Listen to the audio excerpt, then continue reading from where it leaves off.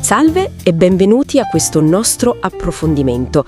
Oggi è il 25 giugno 2025 e insomma si celebra un anniversario importante. Giusto. Sono 14 anni dal riconoscimento UNESCO per Cividale Longobarda e noi oggi ci concentriamo su uno dei suoi gioielli. Il tempietto longobardo. Esatto, il tempietto longobardo, quello dentro il monastero di Santa Maria in Valle. Le fonti che abbiamo consultato lo descrivono come un piccolo edificio dell'VIII secolo. Sì. Quasi a strapiombo sul fiume Natisone. Lo chiamano un luogo dell'anima per Cividale. Ma c'è molto di più, vero? Ah, decisamente. È un luogo, affascinante. Viene definito uno degli edifici più complessi, più originali, diciamo, di tutta la tarda età longobarda. Non solo a Cividale. Complesso e originale, ok. E la chiave, secondo me, sta proprio nella sua origine. Non era una chiesa, come dire, normale, aperta a tutti. Era una cappella palatina. A Palatina. Quindi legata al palazzo, al potere. Esattamente. Proprio così. Era stata costruita all'interno della Gastaldaga, che era, per capirci, la sede amministrativa dove stavano i beni del re longobardo a Cividale. Il centro del potere locale, insomma. Proprio quello. E il fatto che fosse una cappella, diciamo, riservata a queste elite, spiega anche l'eccezionale qualità artistica che ci troviamo dentro. Era un modo per mostrare prestigio, capisci? Ah, ecco per te. Le fonti infatti insistono su questo contrasto, quasi teatrale. Da fuori sembra semplice, quasi austero. Sì, abbastanza sobrio. E poi dentro, boom, una ricchezza inaspettata. Cosa vediamo di preciso? Entrando l'impatto è forte, sì. Sulla parete ovest, quella di fronte all'ingresso, ci sono queste 6 figure femminili. Sono fatte in stucco ad alto rilievo. Altissimo rilievo, quindi quasi statue attaccate al muro. Esatto, sporgono molto e sono più grandi del vero. Solenni, vestite riccamente. Alcune hanno l'aureola, questo vuol dire nimbate, e la corona del martirio. E pensa che in origine probabilmente ce n'erano altre. Altre ancora? Incredibile. Sì, doveva essere una specie di corte celeste. Purtroppo sono andate perdute. Però, stucchi così elaborati, già nell'VIII secolo, è sorprendente. L'immagine che a volte abbiamo dei Longobardi è un po' diversa, no? È vero, ma qui siamo di fronte a un livello di raffinatezza altissimo. C'è un dialogo chiarissimo con la tradizione tardoromana, quella bizantina. Capisco. E non ci sono solo gli stucchi, ci sono affreschi importanti. Ad esempio la Madonna col Bambino, il Cristo tra arcangeli nelle lunette. Le lunette sarebbero quegli spazi curvi sopra le finestre. Proprio quelle.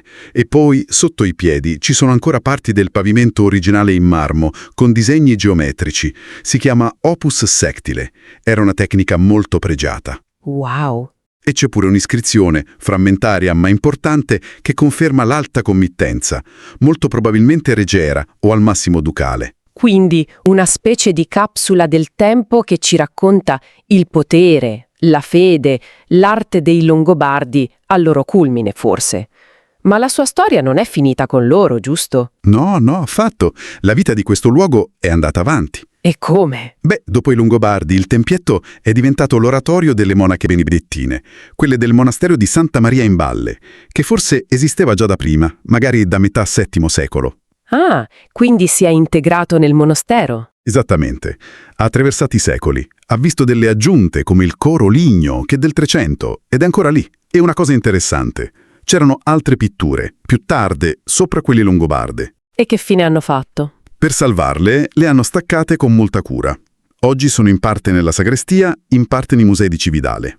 Una scelta per preservare entrambi gli strati, diciamo. Scelta comprensibile. E poi? E poi, dal 1893, è diventato proprietà del comune ed è stato aperto al pubblico. E questo ci porta oggi, all'anniversario UNESCO. Le fonti parlano di celebrazioni proprio oggi al monastero, con una diretta streaming alle 18. Ma c'è anche un'occasione per vederlo dal vivo, mi pare di capire. Sì, c'è un'ottima iniziativa davvero. Da domani, 26 giugno, fino a domenica 29, l'orario di apertura viene allungato, fino alle 22. Fino alle 10 di sera. Ottimo. E non solo.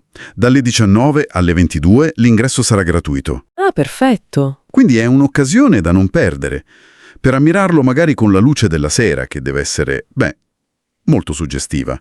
Soprattutto ora che hanno finito i restauri recenti agli stucchi e agli affreschi, e sono tornati anche gli stalli del coro, pure quelli restaurati. Magnifico. Quindi, per riassumere un attimo, il tempietto longobardo non è solo un capolavoro artistico architettonico, è proprio una testimonianza diretta Esatto. del mondo dell'élite longobarda, della loro cultura, del loro modo di intendere il potere, la fede. E poi questa storia continua, si integra in un monastero femminile per secoli. Proprio così. Le fonti lo chiamano un unicum. E ha ragione, direi. Non è solo l'arte in sé, che è già straordinaria, ma è la combinazione di questa ricchezza con la sua posizione. La posizione, già. Dentro la Gastaldaga, vicino a una porta della città, vicino al fiume. Una posizione strategica. Tutto questo lo rende davvero significativo. E se dovessimo lasciare chi ci ascolta con un ultimo spunto di riflessione, quale potrebbe essere? Potremmo forse chiederci questo. Cosa ci dice davvero la scelta di investire così tanto, risorse e arte in una cappella così raffinata, quasi privata? E perché proprio lì, nel cuore amministrativo e militare longobardo di Cividale? Non è solo una questione di fede, quindi. Probabilmente no. Forse ci rivela un intreccio molto profondo tra, la manifestazione del potere del re, l'affermazione di un'identità culturale lungobarda, che ormai era cristiana, e il controllo strategico del territorio. Il tutto in un'epoca di grandi cambiamenti, di transizione. Interessante. È un aspetto su cui magari vale la pena soffermarsi un attimo, andando oltre la semplice, seppur giustificata, meraviglia estetica. Un ottimo spunto. Grazie mille per questa immersione nel tempietto longobardo. Grazie a te, è sempre un piacere parlarne. E grazie a chi ci ha seguito. Alla prossima!